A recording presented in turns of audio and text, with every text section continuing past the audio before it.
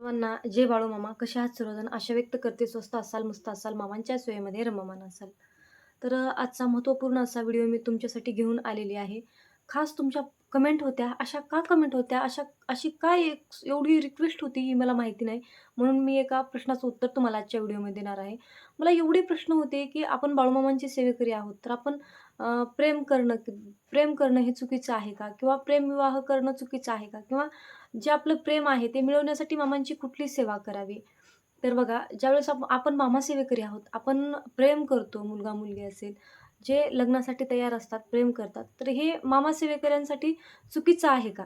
तर ह्या सर्व प्रश्नाची उत्तरे आजच्या व्हिडिओमध्ये मी तुम्हाला देणार आहे. त्याचबरोबर आपला प्रेमविवाह हे सक्सेस होण्यासाठी मी काही उपायसुद्धा तुम्हाला सांगणार आहे. त्यासाठी व्हिडिओ शेवटपर्यंत नक्की पहा. तुम्हाला तुमच्या सर्व प्रश्नाची उत्तरे आजच्या व्हिडिओमध्ये मी देणार आहे. सर्वात महत्त्वाचा प्रश्न म्हणजे प्रेम करणं.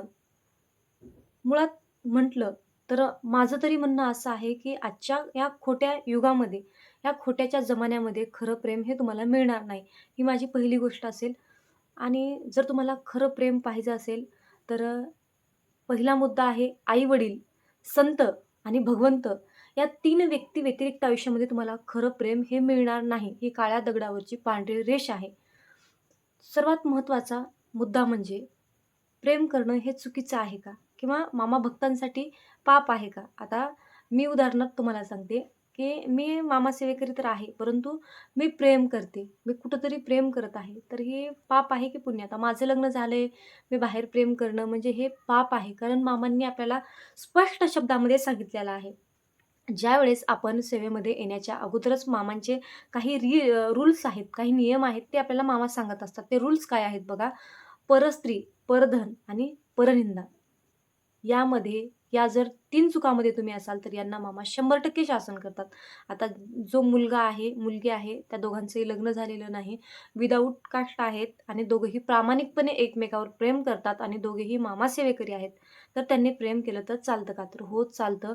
दोघंही प्रामाणिक आणि दोघंही एका मनाचे असतील, तर अशांनी प्रेम केलं तर पाप आहे का? तर मुळीच नाही.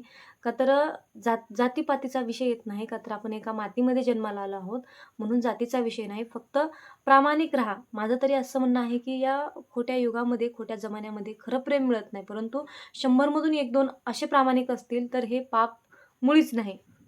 मग आता आपलं हे प्रेम मिळवण्यासाठी मामांची कुठली सेवा करावी? आणि ज्यावेळेस आपण दोघंही, मुलगा आणि मुलगी हे दोन्ही साइडचे प्रामाणिक असून सुद्धा त्यांचं लव्ह मॅरेज सक्सेस का होत नाही? याचं कारणसुद्धा मी तुम्हाला सांगणार आहे.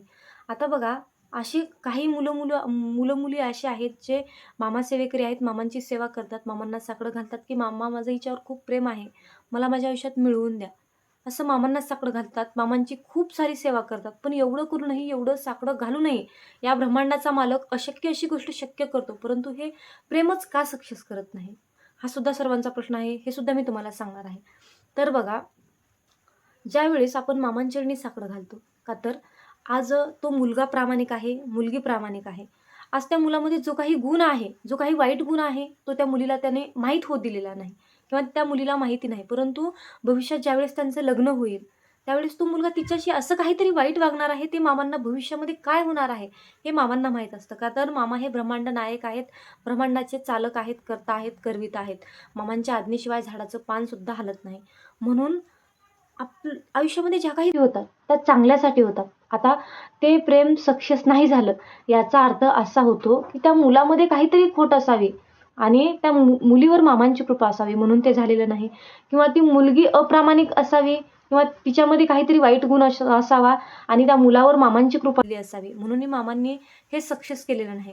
म्हणजे हे सक्सेस झालं नाही. या मुलाला आणि मुलीला वाईट वाटतं, परंतु यामागे मामांचं सत्य काहीतरी वेगळं असतं. नियतीच्या मनात काहीतरी वेगळं असतं आणि जे झालेलं असतं हे चांगल्यासाठीच झालेलं असतं. भले काही क्षणासाठी आपण नाराज होतो, रडत बसतो, देवाला सुद्धा आपण कंटाळून जातो, देवाला सुद्धा मानत नाही का, तर एवढ्या विश्वासाने मी तुम्हाला साकडं घालून माझ्या आयुष्यात ही व्यक्ती आली नाही, असं आपण म्हणतो.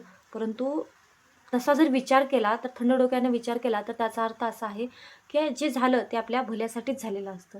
देव आपल्या चांगल्यासाठीच करतो.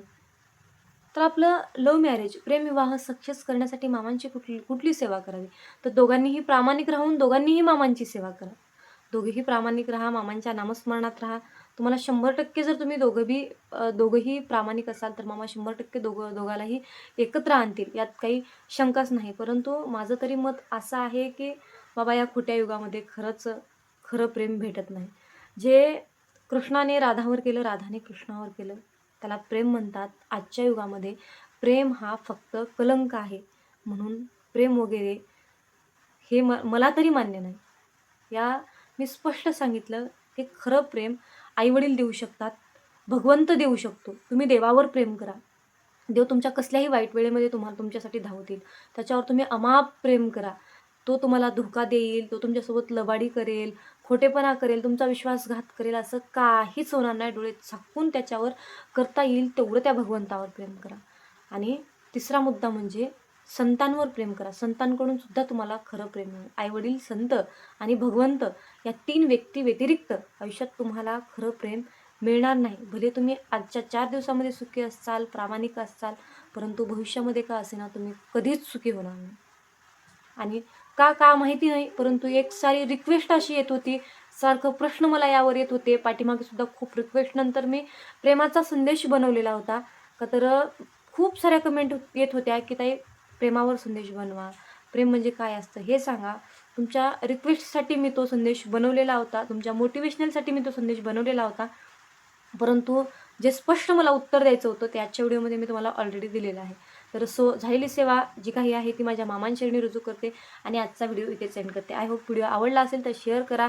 नेक्स्ट व्हिडिओ तुम्हाला कशावर पाहिजे ते मला कमेंट करून नक्की कळवा. नेक्स्ट व्हिडिओ त्या मुद्द्यावर नक्कीच येईल. मग बोला, बाळूमामांच्या नावानंच चांगलं, हलसिद्धनाथांच्या नावानंच चांगलं. श्री स्वामी समर्थ. जय जय स्वामी समर्थ.